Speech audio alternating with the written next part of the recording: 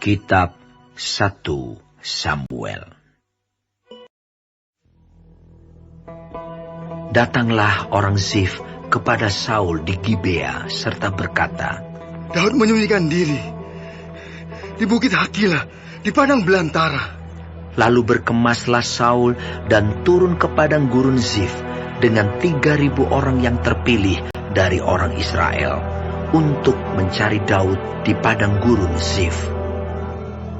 Berkemahlah Saul di bukit Hakila yang di tepi jalan di padang belantara, sedang Daud tinggal di padang gurun. Ketika diketahui Daud bahwa Saul datang mengikuti dia ke padang gurun, disuruhnyalah pengintai-pengintai, maka diketahuinyalah bahwa Saul benar-benar datang. Berkemaslah Daud, lalu sampai ke tempat Saul berkemah. Waktu Daud melihat tempat Saul berbaring dengan Abner bin Ner, panglima tentaranya, Saul berbaring di tengah-tengah perkemahan, sedang rakyat berkemah sekelilingnya. Berbicaralah Daud kepada Ahimelech orang Het itu, dan kepada Abisai anak Zeruya, saudara Yoab, katanya, Siapa turun bersama-sama dengan aku kepada Saul ke tempat perkemahan itu?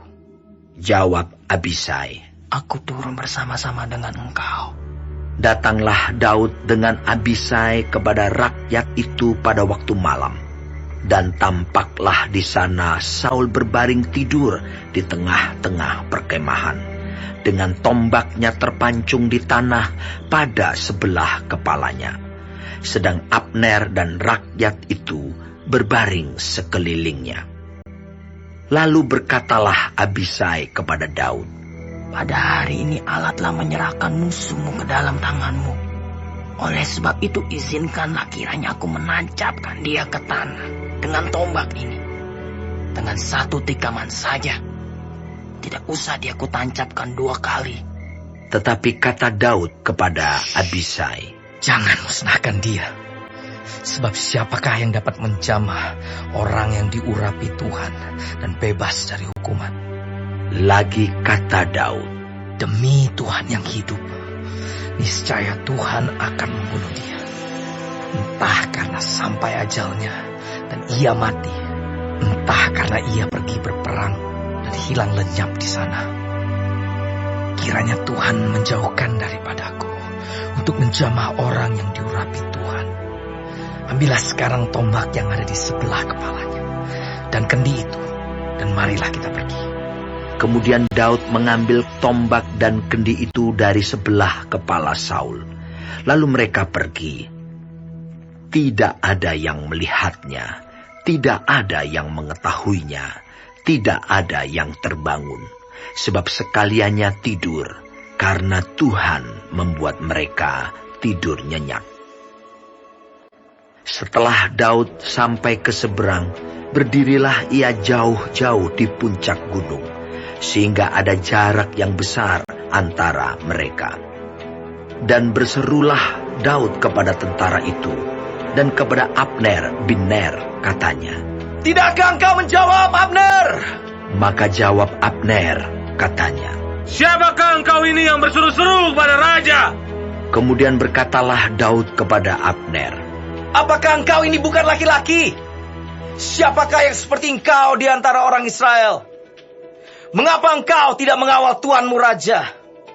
Sebab ada seorang dari rakyat yang datang untuk memusnahkan raja, tuanmu itu.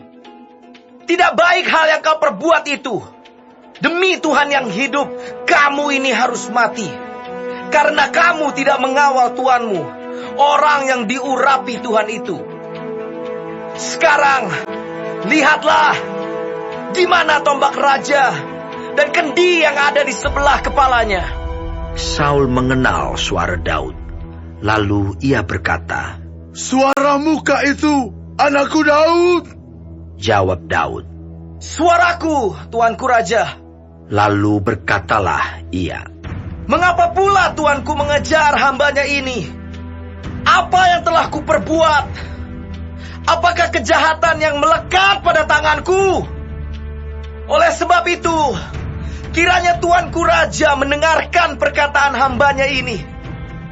Jika Tuhan yang membujuk engkau melawan aku, maka biarlah ia mencium bau korban persembahan.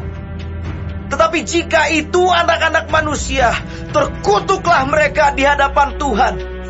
Karena mereka sekarang mengusir aku, sehingga aku tidak mendapat bagian daripada milik Tuhan. Dengan berkata, pergilah, beribadahlah kepada Allah lain. Sebab itu, janganlah kiranya darahku tertumpah ke tanah, jauh dari hadapan Tuhan.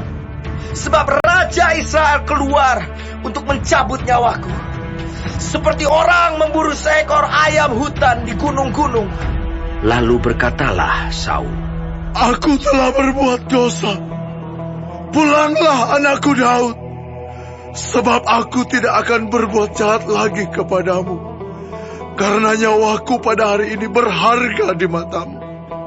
Sesungguhnya perbuatanku itu bodoh, dan aku sesat sama sekali. tetapi Daud menjawab, Inilah tombak itu, ya tuanku raja. Baiklah salah seorang dari orang-orangmu menyeberang untuk mengambilnya. Tuhan akan membalas kebenaran dan kesetiaan setiap orang. Sebab Tuhan menyerahkan engkau pada hari ini ke dalam tanganku. Tetapi aku tidak mau menjamah orang yang diurapi Tuhan. Dan sesungguhnya, seperti nyawamu pada hari ini berharga di mataku, demikianlah hendaknya nyawaku berharga di mata Tuhan. Dan hendaknya ia melepaskan aku dari segala kesusahan. lalu berkatalah Saul kepada Daud, Diberkatilah kiranya engkau, anakku Daud. Apa jua pun yang kau perbuat, pastilah engkau sanggup melakukannya. Lalu pergilah Daud meneruskan perjalanannya, dan pulanglah Saul ke tempatnya.